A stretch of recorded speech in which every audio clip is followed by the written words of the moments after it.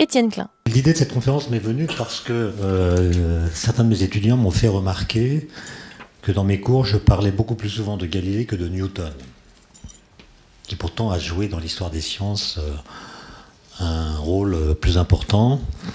Et mes étudiants me disent « Mais pourquoi vous nous parlez autant de Galilée? Il n'est le père d'aucune véritable théorie, à la différence de Newton qui lui a fondé la mécanique et a découvert la gravitation universelle. Et pourquoi est-ce que vous le placez si haut dans votre panthéon personnel ?» Et à cette question, je répondais traditionnellement en rappelant certains faits bien établis, que je trouve extraordinaires.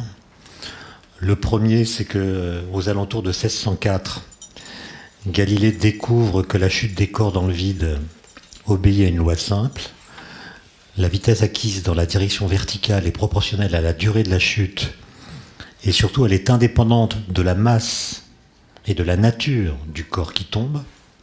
Résultat capital sur lequel je reviendrai, qui est venu contredire la théorie d'Aristote, laquelle expliquait depuis deux lancinants millénaires que la vitesse de chute est d'autant plus rapide que le corps est plus massif. Et puis surtout, pendant l'hiver 1609-1610, en profitant de quelques nuits claires, Galilée observe à travers la lunette astronomique qu'il a lui-même perfectionnée le caractère accidenté de la surface lunaire. Il observe les phases de Vénus et les satellites de Jupiter. Il comprend que le ciel n'est plus la sphère parfaite, lisse et immuable à laquelle on a cru jusqu'alors. Et il propose de renoncer à la distinction aristotélicienne entre le monde local, le monde qui nous entoure immédiatement, supposé imparfait et corruptible, et le monde lointain, supposé parfait et incorruptible, composé d'une quintessence inaltérable. Et pour la première fois, le ciel et la terre se rejoignent dans l'esprit d'un homme.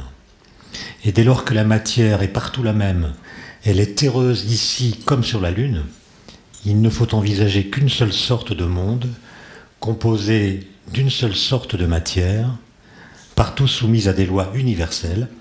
Bref, Galilée invente le concept d'univers, c'est-à-dire d'entité au sein de laquelle les lois sont universelles.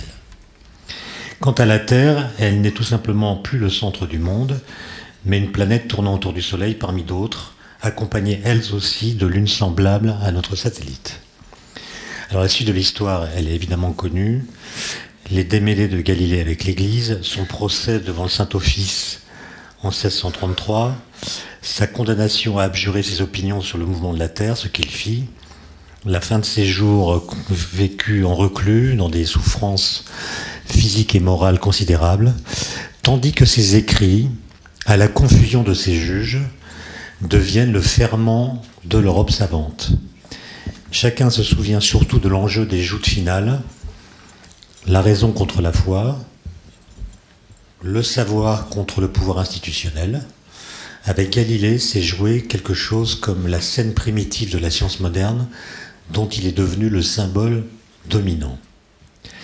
Et ce que je vous dis là, c'est une sorte de ritournelle que vous lisez partout. Mais aujourd'hui, quand les étudiants me posent la même question qu'il y a quelques années, pourquoi je parle autant de Galilée, je fais une réponse un peu différente. Et j'insiste sur un point qui m'est apparu comme fondamental depuis que j'ai pu discuter avec des Indiens d'Amazonie, des Kayapos. Et je me suis rendu compte qu'il y a quelque chose dans ce que Galilée a fait qui est le propre de l'Occident. Il a posé les bases théoriques et expérimentales de la science moderne.